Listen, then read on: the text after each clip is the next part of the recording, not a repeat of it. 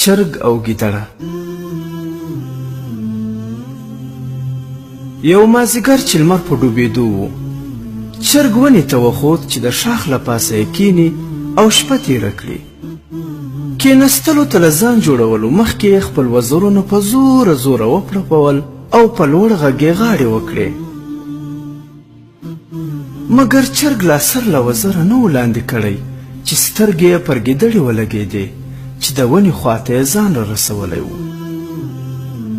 ګیدړې په داسې حال کې چې پر شونډو یې له ورایه خوښي ښکارېده چرګ ته وویل: ته لکه چې لا نه یې خبر.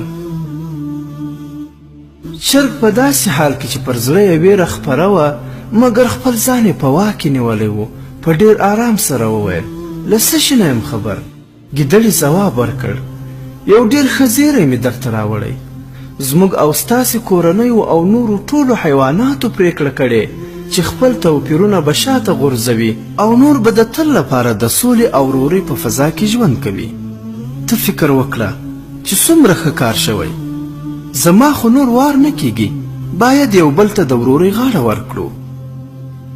راځه انډیواله لاندې راکوز شه چې دا د خوښۍ موقع په ګډه ولمانځو.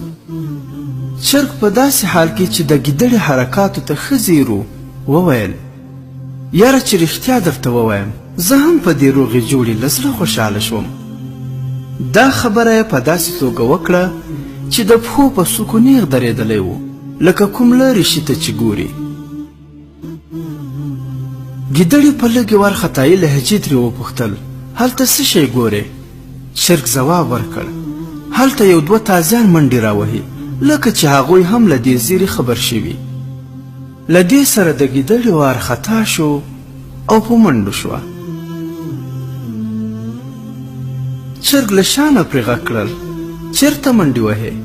سپي خو دې اوس دوستان دي که نه؟ ګیدړې وویل: هو، خو کیدای شي هغوی لا تر اوسه دا خبر نه وي اورېدلی. بله دا چې زما ډېر ضروري کار و له ما نه هېر شوی و، اوس را په زړه شو زه هغې پسې ځم. چرګ له ځان سره موسکی شو، خپل سر یې په خپلو بڼکو کې دننه کړ او نور په خواږه خوبېده شو ځکه چې د خپل چلبازه دښمن په تېرېستلو کې بریالی شوی و. عبرت: چې زور دې له لاسه ورکړ عقل دې له لاسه مه ورکوه. له زورور دښمن سره د مخ کېدو په وخت کې زړه مه بایله، هغه په یو ډول بوخت وساته او د ځان د ایستلو لاره وسنجوه.